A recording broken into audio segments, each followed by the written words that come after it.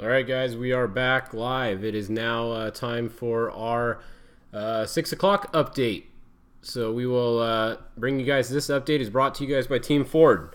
Go to teamford.com, check out their inventory, Fords, Lincolns, Raptors. They're the #1 Raptor dealer in the United States. So when you want to buy a Raptor and you don't want to pay more than MSRP, go to Team Ford. Go talk to Steve. They will get you hooked up. They take care of the racers. They don't mess around. They give everybody a good deal.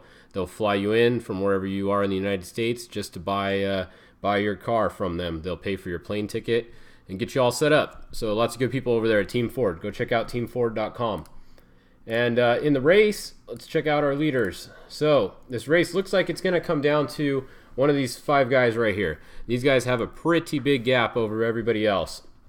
We have Rob Mack in the lead in the number 11, and then we have Luke McMillan behind him in second place. And we're going to have to keep an eye on the times at the finish because this is going to come down to less than a minute is my prediction. So let's look and see what we have here. So let's refresh, make sure we're good to go. Looks like we are. Okay, so the 11 is in first, and then we have Luke McMillan in second place. He's at mile 485 just about.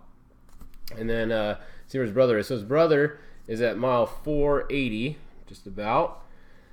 So those are the 2 McMillan brothers, and then we have their cousin Andy. He's running in fourth. He's right in the middle there. So we got 3 McMillans in the middle of the top 5. Will one of them take it? We will find out. The 83 is started 2 minutes behind the 11. So the 83 has to finish 2 minutes behind the 11 in order to get the win. So that's going to be it's going to be pretty close. We'll see what happens there. The 23 started 6 minutes back. So 23 would have to finish 6 minutes within behind the 11 in order to get the win there. So we'll see. It's definitely going to come down to these last few miles. They only have 46 miles to go until the finish. So you can see Rob Mack's at 489. Luke is at 486 just about. So 3-mile gap right there. He's got 3-mile gap, but Luke has 2 minutes, so he just has to finish 2 minutes behind Rob to get the win. Ryan Arciero is also in this. He has to finish 5 minutes behind Rob.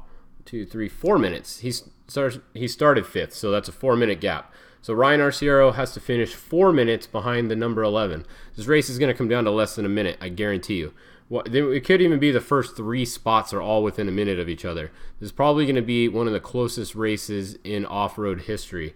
I know there was one where BJ or somebody I think won by a few seconds, but this is going to be the closest with the top 5 in history, I guarantee you. Top 5 are all going to be within less than 5 minutes, maybe 3 minutes of each other. So it's going to be pretty crazy. They're at mile 489 right now. So let's look in... Let's take a look. There we go. They just updated again. So 489.5, 487. So Luke is 2.5 miles behind Rob Mack. I wonder what's going through Luke's mind right now. He's got to be going pretty crazy in there, knowing he's running up there that high up. Let's look at some of the other classes. Let's go find Class 1 cars. So it looks like Justin Davis is your leading Class 1 car. He's at mile 424. The Wilson number 100, they are stopped over here. They had a problem with the rear trailing arm or something back there was bent, and they had their wheel had some gnarly camber. We got a report. So the new Jimco car, it was going really good until over here on the beach section around mile 385. Then they had some issue with the rear trailing arm or something back there had an issue. So we'll wait and see what happens there. But they are Brandon Bailey's in third. Brad Wilson is running in second, it looks like, and Justin Davis is in first. So that's your Class 1 order. Class 10, we got Brock Dickerson is in first. He is leading Class 10, followed by, it appears to be Brent here, and Ruben in the 1031 and 1063. They're fighting for second place. So those guys are second place, and then the 1072 back here. The Spec Trophy trucks, the leader is going to be, where's the leader one? Actually, the leader, it was all day. The other car, I don't see where they went. What was it? I forget what number they were. The Thunderstruck Motorsports, maybe they're still here somewhere. Let's turn on the Let's just turn them on for a minute here. This thing gets a little crowded when you have all these on. Trophy truck spec only. All right, there they are. They're still leading. Okay, so 242, Bryce, Thunderstruck Motorsports, the Tisco truck is still leading. They've been leading all day. They're out front, but Jason McNeil has closed the gap. He's only a few miles behind now, 485. He's about 6 miles behind. So let's see. I'm not sure where Jason started. I think he started back a little ways. So that's going to be a good race in Trophy Truck Spec. That might come down to the very last minute there. We'll see what's going on there. Let's see what other class. Let's go look at Class 7 because I know we got some people racing there. So this is Pat Daly driving the Jeff Proctor Honda. They've been out front all day. They are keeping it there, coming across the Mike's Loop. They're at mile 326. Dan Shamley, second place behind them. Then third place is not Brendan Walsh. He is in a different class, and he did not do the whole course. He cut the top off legally, but he's not really in third. And third is right there, Mike Perez. That's your third place in Class 7. But Brandon Walsh does seem like he's still going. So he's at mile 296, but you got to subtract about 30 or 40 miles from that for his mileage that he actually did so far.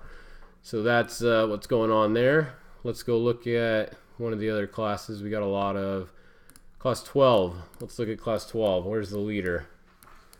Here's the leader is at 12:08, Rich Roberts. He's at 0 miles an hour though, so looks like the leader, he might have a little issue here. He's leading right now, but I don't know for how long because he's at 0 miles an hour like you can see. So that might not be very good. You got the 12:18 and the 12:01 coming, so unless he just has a flat or something, he might be getting past soon. So that might be changing. Let's look at the let's look at the 16 cars. They're right in here with the 12 cars.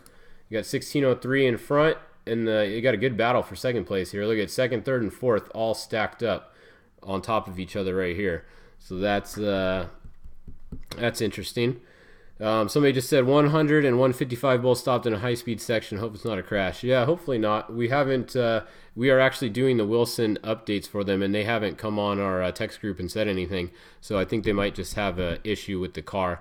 But if we hear anything, we'll let you guys know. But thanks for noticing that, Brian.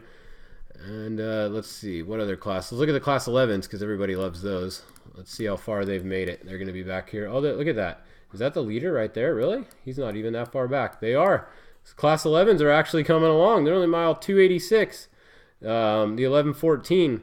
Where was the Class 7s? They're actually, the Class 11s aren't that far behind the third place Class 7 and Brandon Walsh.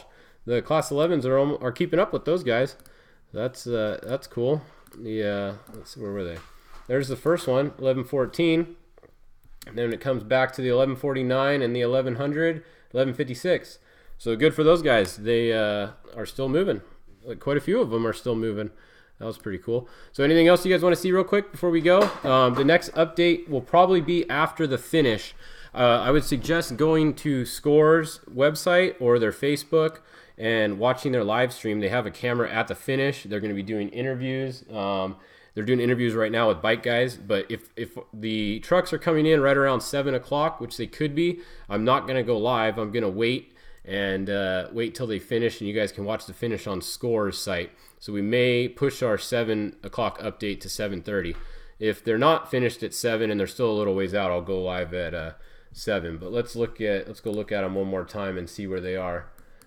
Looks like the leaders are at they got 44 miles to go. So yeah, they're probably going to be not done quite at 7. My guess is probably like 7:15 or so. We'll see.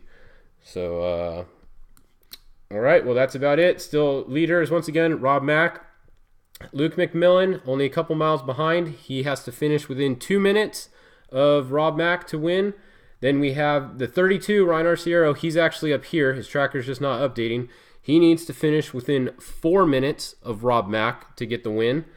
Andy needs to finish within 3 minutes of Rob Mack to get the win.